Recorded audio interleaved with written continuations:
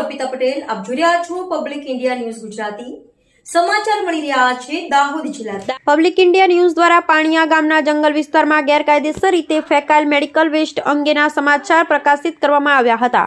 આ સમાચારને આધારે દાહોદ જિલ્લા પ્રશાસનની ટીમે તાત્કાલિક સ્થળ પર પહોંચીને તપાસ હાથ ધરી હતી. તપાસ દરમિયાન મળી આવેલ મેડિકલ વેસ્ટને મુદ્દામાલ તરીકે કબજે લેવામાં આવ્યો છે. તેમજ આ મામલે વધુ ઊંડાણપૂર્વક તપાસ કરવાની કાર્યવાહી શરૂ કરવામાં આવી છે. પ્રશાસન દ્વારા જણાવવામાં આવ્યું છે કે જે કોઈ વ્યક્તિ કે સંસ્થાએ આ મેડિકલ વેસ્ટ ગેરરીતે ફેંકી હશે તેના સામે પર્યાવરણ અને આરોગ્યને નુકસાન પહોંચાડવા બદલ કાયદેસરની કાર્યવાહી કરવામાં આવશે. જિલ્લા પ્રશાસને જાહેર જનતાને અપીલ કરી છે કે કોઈપણ પ્રકારના મેડિકલ કે જોખમી કચરાનું યોગ્ય રીતે નિષ્કર્ષણ કરવામાં આવે અને આવા બનાવોની જાણ તાત્કાલિક સંબંધિત વિભાગને કરવામાં આવે. Reporting Dineshbhai Patel, public India news, Jasubhai Ganava અને અમે સત્યની સાથે. નમસ્કાર મિત્રો, પબ્લિક ઇન્ડિયા ન્યૂઝ ચેનલમાં ફરી આપનું સ્વાગત છે.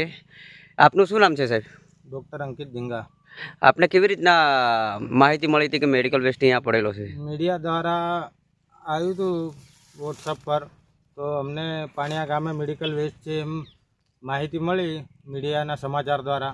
તો અમે સ્થળ તપાસ કરી છે અને સ્થળ તપાસ કરીને જે પણ વેસ્ટ છે અમે અમારા કબજામાં લીધો છે અને હવે આગળની તપાસ માટે જે પણ આ વેસ્ટ ફેંકી ગયા છે એના માટે આગળની તપાસ માટે અમે આગળ મોકલશું અને જે પણ એમાં તપાસમાં જે પણ જેનું પણ નીકળશે, જેનું પણ હશે, જે પણ ડૉક્ટરનું, એની આગળ અમે કાયદાકીય કાર્યવાહી કરીશું.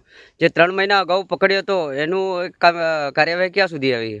એ આગળ જે વેસ્ટ પકડાતો એ પણ પાણીયા ગામેથી જ પકડાતો, એના માટે અમે આગળ એના નમૂના મોકલેલા છે, એની કાર્યવાહી ચાલુ જ છે. એનો પણ જે રિપોર્ટ આવશે એના આધારે અમે જિલ્લા લેવલથી જે પણ કાર્યવાહી કરવા કહેશે એ કાર્યવાહી અમે કરીશું.